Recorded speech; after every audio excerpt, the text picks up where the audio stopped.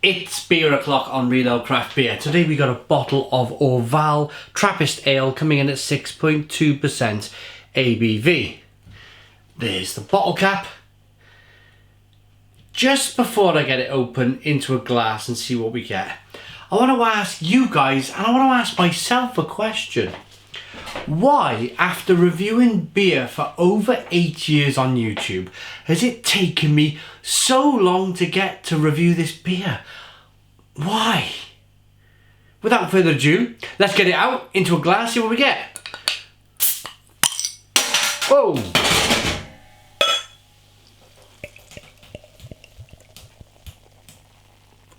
It was a bit lively. It's been sitting on the back wall of the kitchen here for 4 days. Nice temperature of about 8 degrees. No idea why that did that. But yeah, I've lost my track of thought now. What was I saying before that blew up all over me? Yeah, please comment in the comments box. Why is it taking me so long to review this beer? I have tried the beer. I've had a pint of this beer, or 2 pints of this beer, with the famous beer blogger in Poland, Tomek Opera.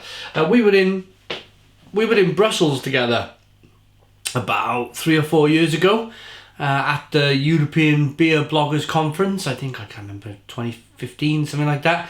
And yeah, we went and we found a cafe bar and we had a pint of Orval each. And I said to him then, 3 years ago, why haven't I reviewed this yet? And now it's taken me another 3 years to get around to reviewing it. But here it is in the glass.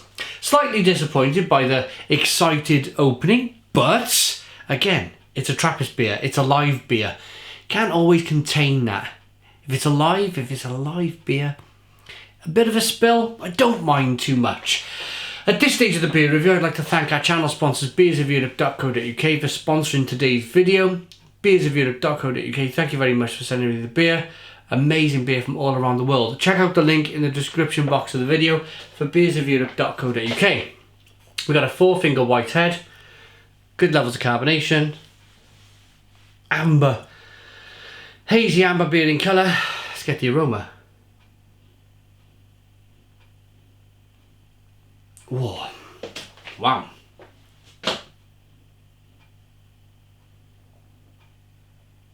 Oh, I get that.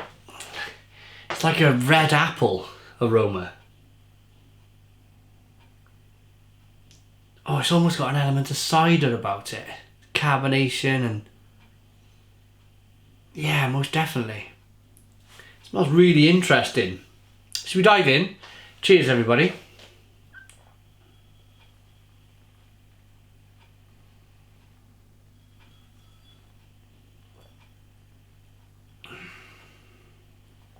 Oh yeah, that is prickly sharp on the palate. A very distinct apple taste up front, followed by a massive drinkability. It's a really incredibly easy drinking beer at 6.2% ABV.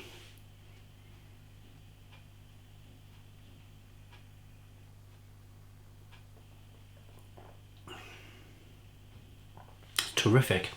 Carbonation pings on your palate. A little bit of biscuity breadiness coming from the malt. Slightly sour on the back end. Slightly sour. Funky, farmhouse funky flavour coming on.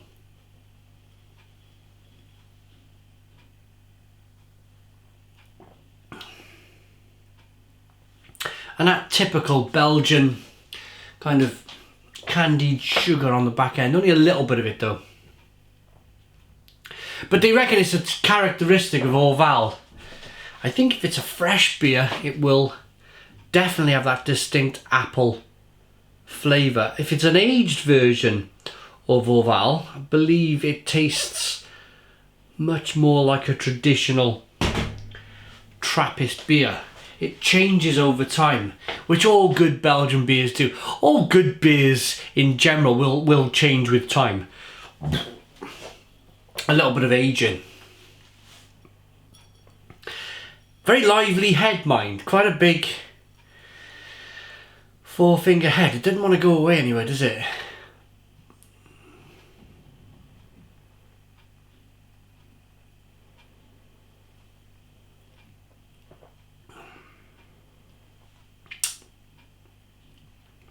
The beer hides the alcohol by volume incredibly well.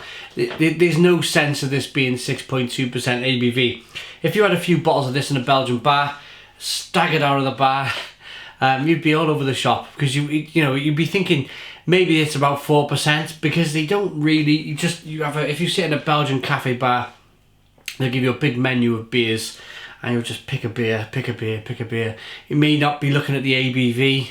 And then all of a sudden it might just kind of creep up on you. It has with me in the past in Belgium. But this is, yeah, it's very well made beer. You don't get the 6.2% ABV. Let's rate it. I don't think there's too much to read on the side of the... Just the ingredients: water, malted barley, hops and yeast. That's it. Trappist beer. Cerveza Trappista, Trappist ale.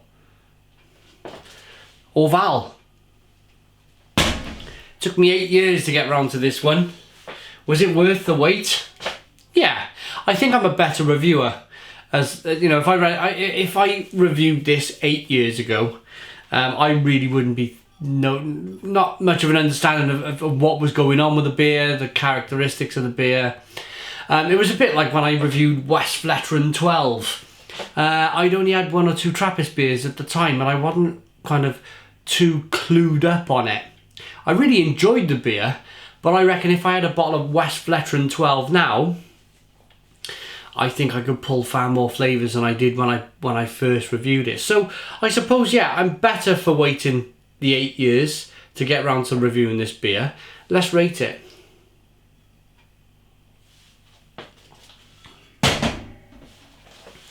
Yeah, it's pretty terrific, to be honest. It's well worth the hype. People talk about this beer all the time as being a really terrific beer. Slight disappointment with the opening, with it being a bit foamy and lively, but again, it's a Trappist beer.